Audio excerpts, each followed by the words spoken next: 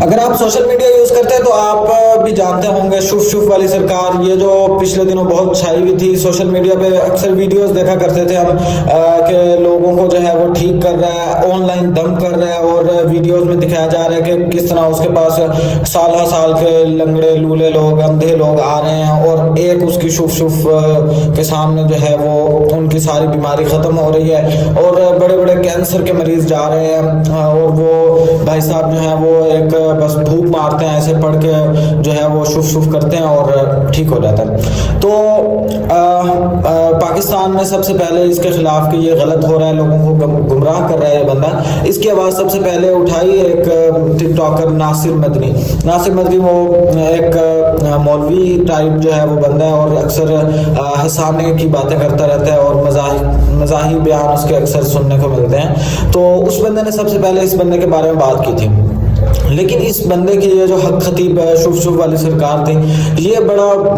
Powerful بندہ تھا، اس نے اس کو ناصر مدنی کو اٹھوایا اور کافی جو ہے وہ انہیں سے اٹھوا کے پٹوایا بھی صحیح۔ ناصر مدنی نے جو ہے وہ ایک مطلب جلسے کے دوران لوگوں کو ویڈیو میں لوگوں کو دکھایا تھا کہ کس طرح ان کو جسم پہ نشانات وغیرہ ہیں، اور ان کو کس طرح جو ہے وہ تشدد کا نشانہ بنایا۔ تو اس کے بعد کسی بھی میرے خیال میں اچھے پلیٹ فارم سے اس کے خلاف آواز نہیں اٹھی کہ لوگوں کو گمراہ کر رہا ہے، اور خود یہ اپنے آپ کو ختم نبوت کا جو ہے وہ بہت یعنی کہ لبادہ اوڑھے ہوئے یہ لوگوں کو گمراہ کر رہا تھا، اور اپنے آپ کو ختم نبوت کا جو ہے وہ پیروکار کہتا تھا، اور اس طرح کی باتیں کر کے جس سے جو ہے وہ عام جو بیچارہ مسلمان ہے اس کو جو ہے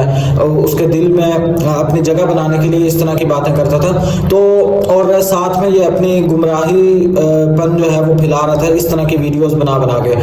جس کے اندر یہ دم کر کے لوگوں کو ٹھیک کر رہا تھا۔ اس کے خلاف اب آواز اٹھائی تھی، 2-4 دن ہوئے ہیں، اقرار الحسن جو اس طرح کے چیزوں کو اکثر ایکسپوز کرتے رہتے ہیں، اس طرح کے جو 2 نمبریاں ہو رہی ہیں پاکستان کے اندر، کافی سارے جو ہے وہ انہوں نے بہت بڑے بڑے لوگوں کو جو ہے وہ ان کی جو 2 نمبریاں تھیں ان کو پکڑوایا، کافی لوگوں کو ایکسپوز کیا ہے اور لوگوں کے سامنے لایا کہ ان کی اصل حقیقت کیا تھی۔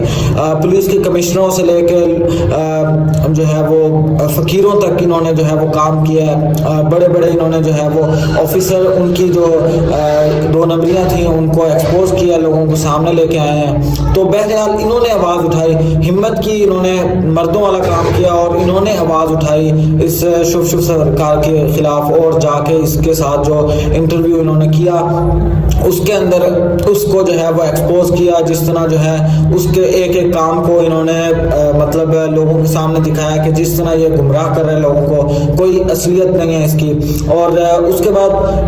مولانا طارق مسعود صاحب نے ہمت کی، انہوں نے جو ہے وہ اقرار الحسن زندہ باد کے نام سے ایک اپنا بیان ریکارڈ کروایا، جس کے اندر وہ انہوں نے بہت اچھی بات کی، انہوں نے ایک اصول بیان کیا کہ جو کرامتیں ہوتی ہیں، یعنی کہ ہم کوئی کرامت جو نظر آتی ہے یا نبی کا جو معجزہ ہوتا ہے ہم اس کے کوئی منکر نہیں ہے، لیکن جس بزرگ کے ہونے کی بھی ایک دلیل ہے اور اس کے کرامت ہونے کی بھی ایک دلیل ہے کہ بزرگ وہ بندہ ہوگا جو کم سے کم اس کی شکل و صورت جو ہے وہ تو سنت کے مطابق ہو۔ اور دوسرا جو انہوں نے سب سے اچھی بات کی، ایک اصول بیان کیا کہ جو کرامت ہوتی ہے اگر کسی پیر کے ہاتھ پہ ظاہر ہو رہی ہے، کسی مطلب نیک اللہ کے ولی پہ ظاہر ہو رہی ہے، تو یہ ہونا کوئی غلط بات نہیں ہے، لیکن وہ ظاہر کس طرح ہوتی ہے، وہ ظاہر اس بندے کو خود بھی نہیں پتا ہوتا کہ وہ کب ظاہر ہوتی ہے، یا 1-2 دفعہ ظاہر ہوتی ہے، سینٹر نہیں کھولے جاتے، اس طرح کی کرامت دکھائی جا رہی ہو وہاں پہ مطلب سینٹر نہیں کھولے جاتے۔ انہوں نے اس کے بارے میں بتایا کہ جس طرح حضرت سلیمان علیہ السلام کے پاس وہ ملکہ سبا کا جو تخت لے کے آنا تھا، تو ایک جن نے جب کہا کہ میں تخت لے آؤں گا، اس کے بعد ایک بزرگ نے کہا کہ میں اتنی جلدی تخت لے آؤں گا، آپ پلک جھپکیں گے تو تخت یہاں پہ ہوگا، تو وہ بزرگ لے آئے، تو یہ ان کی کرامت تھی، اللہ میاں نے ان کے دل میں ڈال دیا اور اس طرح ہو گیا۔ تو بہرحال اب یہ تو نہیں ہے نا کہ بھئی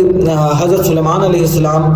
ہر وقت ان کو اس طرح اتنا تو نہیں کہتے تھے کہ اب میں نے یہاں سے وہاں جانا ہے تو چلو جی پہنچاؤ، جیسے میں جپوں میں وہاں پہنچ جاؤں. حالانکہ کہا جا سکتا ہے نا کہ بھئی وہ کرامت تو دکھا دی تھی. تو کرامت ایک دفعہ ہوتی ہے، 2 دفعہ ہوتی ہے، یا پھر اس طرح ہوتا ہے کہ اس کے کوئی سینٹر نہیں کھولے جاتے، بلکہ کرامت وہ کبھی بھی ظاہر ہو جاتی ہے اور وہ اللہ کی طرف سے ہوتی ہے.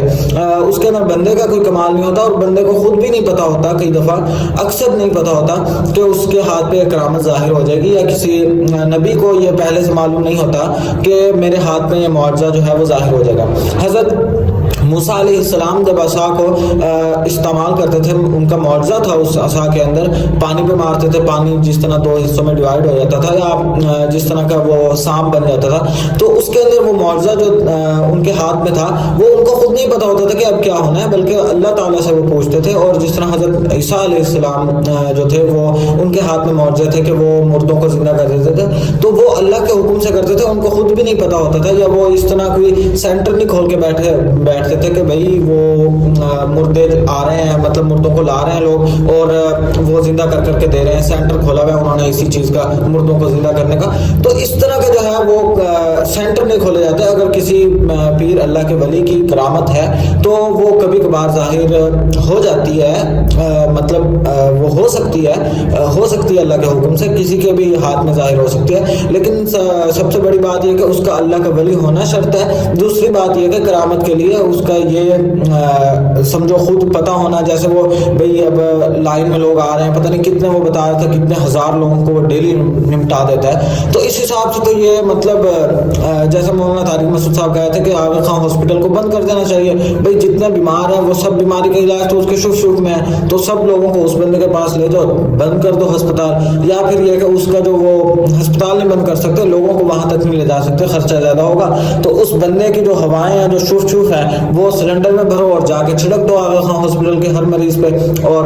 1 نمبر سمجھو مریض تندرست ہو جائیں گے اگر اسی طرح چل رہا ہے. مطلب کرامت جو ہوتی ہے وہ سینٹر نہیں کھولا جاتا، وہ اس طرح جو ہے وہ ایک جگہ پہ باقاعدہ ہے کہ لوگ آ رہے ہیں اور آپ کی کرامت سے ٹھیک ہو رہے ہیں، تو یہ اس طرح نہیں ہوتا. تو اس کے خلاف ہمیں بھی آواز اٹھانی چاہیے کہ جس طرح گمراہ کر رہے ہیں لوگوں کو، اور ویڈیوز جس طرح سوشل میڈیا پہ آ رہی ہیں، کیونکہ اکثر ہمارے لوگ پھر کہتے ہیں کہ علماء اکرام جو ہیں وہ اس پہ کیوں نہیں ریئیکٹ کرتے، زیادہ کیوں نہیں اس کو اٹھاتے. تو جو اٹھاتے ہیں ان کی جو ہے وہ سنی نہیں جاتی.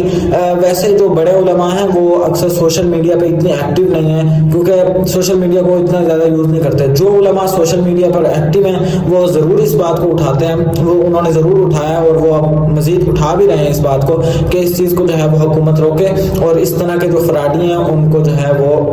ختم کیا جائے، ان کو جو ہے وہ ان کے فراڈ کو لوگوں کے سامنے ظاہر کیا جائے. کیونکہ عوام تو جو بیچاری جو ہے وہ پتہ نہیں کس طرح کے، وہ اس کو کچھ سمجھ نہیں آتا، کچھ نظر نہیں آتا، وہ تو ایسے لوگوں کے پیچھے لگی ہوتی ہے. تو دوستوں نیکسٹ ویڈیو میں ملتے ہیں، تب تک کے لیے اللہ حافظ.